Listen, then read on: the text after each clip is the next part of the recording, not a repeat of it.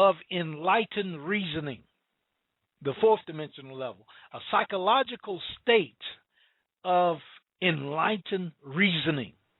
It is a particular way that you are thinking or state of mind that you're in. We're going to listen to Dr. Ricky Byers Beckwith, and she's going to be playing music to get us in the mood, to get us in the moment, that helps us again to be present, to be in the I am presence. And we're going to play the song. Let's just do a couple of her songs. I Feel the Spirit, I Feel the Spirit, and then also Pour Yourself in Me, as we talk about this aspect of thinking fourth dimensionally. So feel the Spirit even as she is singing and leading us in regard to this song. Dr. Ricky Byers Beckwith and the Agape International Choir.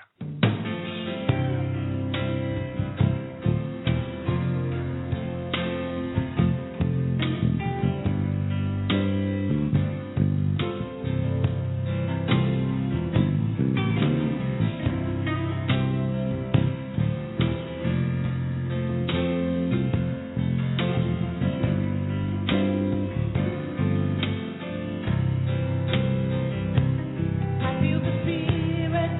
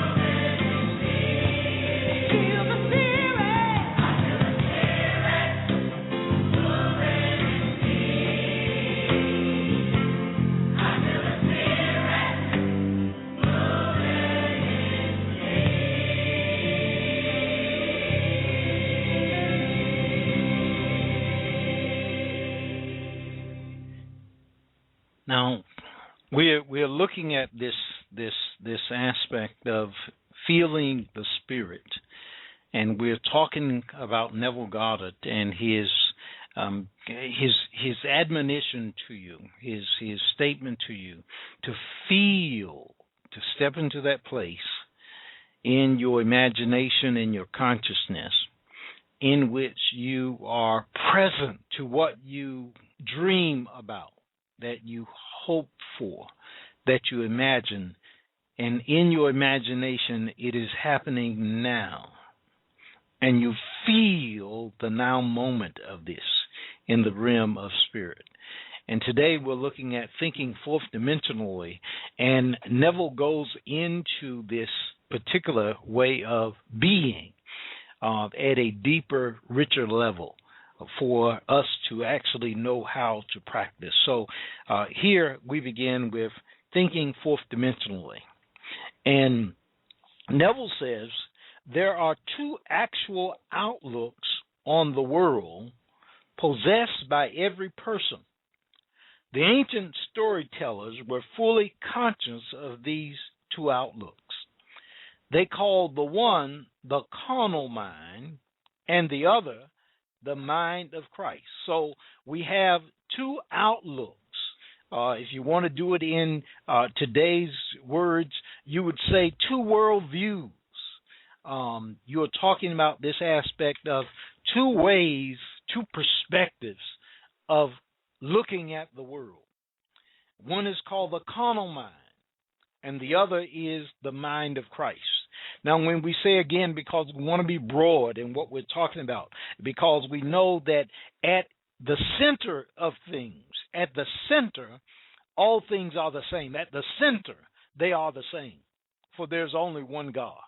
At the center, and though we may use different names, we are still seeking to articulate the same thing. And so some would say we're talking about psychological states of mind. That's Neville Goddard. Others would say the Buddha mind. And then there would be your original face, the mind of Lord Krishna, the authentic self, the higher self, the real self. And so we're talking about two outlooks, two ways of thinking. The one is called the natural mind or the carnal mind, and the other one is the mind of the Christ, the mind of the Christ. And so, so many times individuals are offended when someone who is speaking from a different perspective actually speaks. But also, there could be two people who are talking about the same thing, but they're using different words. And what we want you to do is to grow beyond just being offended by someone who uses different words. That's one of the first steps that you can take. Not only that, we want you to grow beyond just being offended altogether, because you know that you are thinking you're living fourth dimensionally, or as the text would say, you are in the world but not of the world. And so going back to Neville, he says, we recognize these two centers of thoughts in the statement. The natural man receiveth not the things of the Spirit of God, for they are foolishness unto him, neither can he know them, because they are spiritually discerned. 1 Corinthians chapter 2, verse 14. So Neville is looking at the scriptures that are called the Bible, and he is looking at them psychologically. He is looking at them from the standpoint of consciousness. He is looking at them and saying that look a little deeper in what you say, or practice, I would say, even the principle. Actually go to the principle of what the Bible says. Look at this text. It says, the natural man receiveth not the things of the Spirit of God, for they are foolishness unto him, neither can he know them, because they are spiritually discerned. Now, sometimes individuals who think they are spiritually discerning are still natural. They are still natural. They explain and understand the text the same way that the text is written there. They've not changed the state that they're in when they're looking at the text. And this is what is talking about. That's why it's foolishness, what is being talked about here in regard to Neville. When you initially hear it, for so many people, I know for me it just seemed foolishness. How does this make sense? But then we moved into the actual experience, begin to actually practice what he said, and then begin to see what he says, and begin to feel what he says, begin to sense what he says, begin to know it.